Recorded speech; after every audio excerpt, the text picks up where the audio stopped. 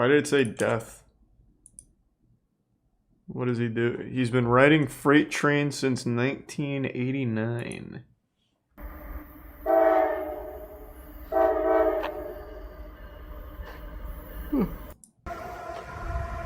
Hey, he didn't write it.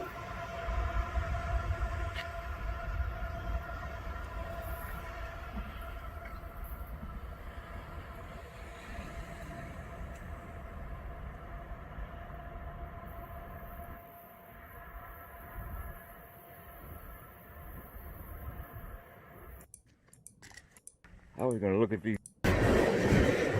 He's slowing down a little bit in between that event. Old train. Let's. He doesn't even ride. Dark Millennium Falcon shirt finally came. Oh. Like made out of rubber right here, so. In the rest, the water would here, but how. Nice. And yeah, I've seen that conveyor. It was good. Making a Lego clock.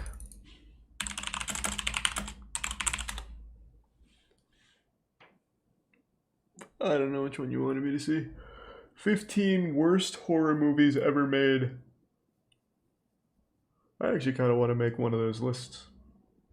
I've seen every shitty horror movie that was ever put on Netflix for, it was like a span of like 3 years. So I've seen probably every horror movie on this list.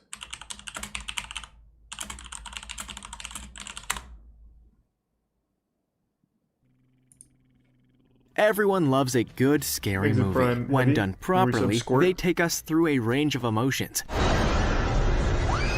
have us cowering behind a bucket of popcorn, and remind us what fragile creatures we actually are. Not all productions manage to achieve this aim, however, and there are countless films that fell flat.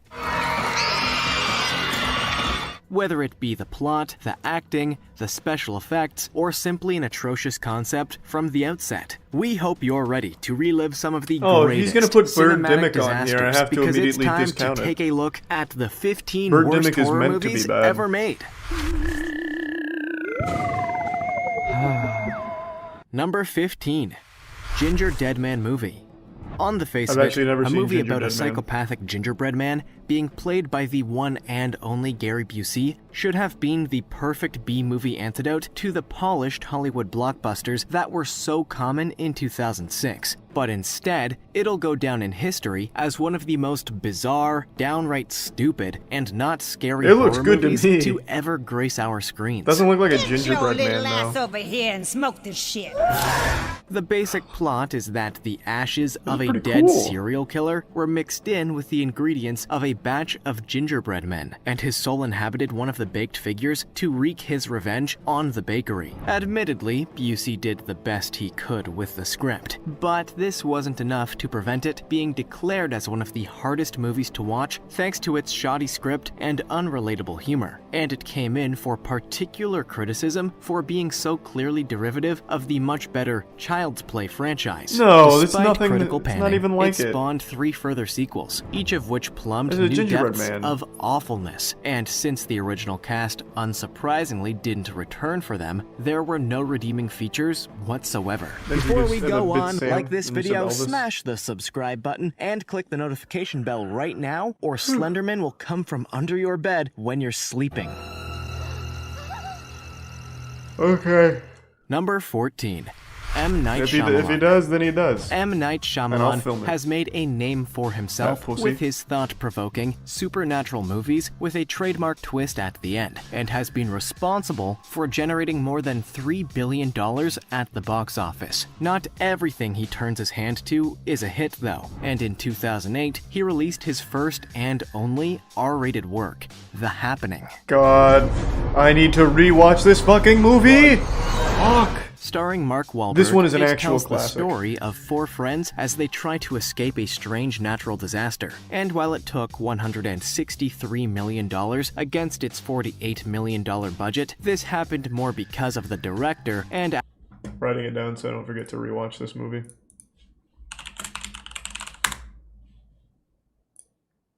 actor's star power than anything to do with the quality of the film. It wasn't that It was bad. critically panned. It is and a most felt beautifully that it was the shit ideal movie. thing to watch if you wanted to take advantage of a comfortable cinema seat to get a decent nap. The story simply didn't make sense. There was very little tension, and even Wahlberg himself said in an interview 2 years later that it was a really bad movie. It's no wonder then that it regularly tops polls of the worst movies of all time. Number 13. Definitely not one of the worst of all Creepshow time, 3. but it's very bad. Creepshow and Creepshow 2 were horror anthology movies that were released in the 80s based on stories by Stephen King and directed by George A. Romero. It made sense then that the studio wanted to reawaken the franchise in 2006 with the release of Creepshow 3. But the problem was they weren't able to attach any of the original cast or crew to the project. What resulted was a mess of a movie that was released never on even heard of this HBO one. and home video around the world. Instead of linking the individual stories together by a comic book like in the first two, I'll the check it out, actual Omega. characters in each of the short films interacted with each other, which created a strange sense that you were watching one long narrative, while at the same time, you weren't. There doesn't appear to be anyone who had anything good to say about Creepshow 3. Character development was virtually non-existent. The obviously limited budget made it look There's the Prime awful, and the XR. stories being told simply weren't up to scratch. If you're looking for frights and scares, then Creepshow 3 certainly will not be providing them to you. Number 12. Nah 2, Food of the Gods, 1989. The Food of the Gods I and haven't How It heard of, Came to like, Earth was a any of these popular right now, novel actually. written by H.G. Wells that was first published in 1904, and in 1976 it was turned into a fairly terrible movie by Bert I. Gordon that It's was just a said bunch of by one rats in a critic to pool? be the worst rodent movie of all time. How many rodent movies are there? Why then, the studio decided that it would be a good idea to release a sequel in 1989, no one will ever know. But if people thought the first was bad, they surely couldn't have foreseen this train wreck of a movie ever seeing the light of day. As sequels go, this one took the unusual step of having absolutely no relation to the original at all, apart That's from probably with a good its thing. name. And while that might have seemed like a good idea on That's paper, what I they said. forgot to actually come up with even a semi-decent plot. After injecting a mysterious serum into some rats Is it in a Tier 1 laboratory, Sasquatch? they break free and run rampage through a town. It's a classic 80s monster B-movie, but without the comedy, monster design, or fun that fans of the genre like. Number 11.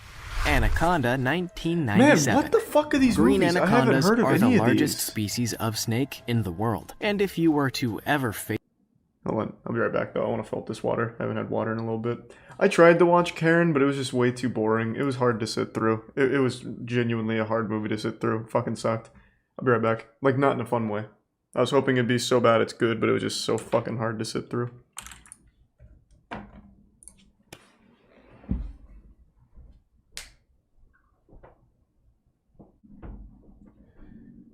I'm fucking back. Oh, thanks to the resub Josh and Hustler.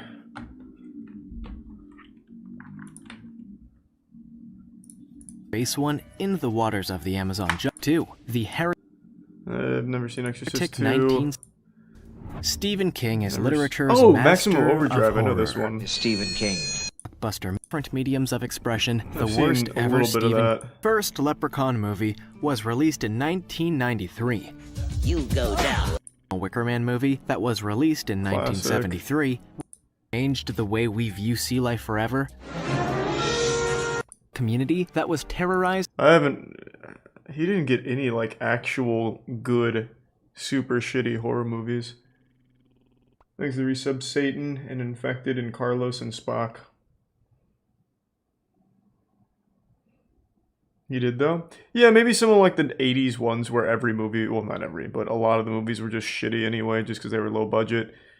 I'm talking, like, big budget horror movies, I think is what you should be focusing on for the worst horror movies, because so much shit in the 80s was just throwaway, shovelware shit.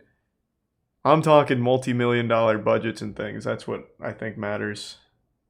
Because I could also just cherry pick, like, student films, too. I'm talking, like, some real stinkers. Like, let's be evil.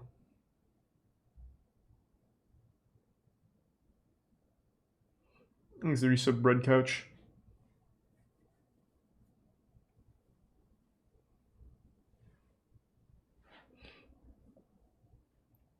The newest Grudge. Newest Grudge was absolutely atrocious. Yep. Jason in Spaces. Yeah, that one's charmingly bad. Thanks to the Prime Mirage. Craig Denny's Astrologer. Never heard of it. I'll check it out maybe. When art restoration goes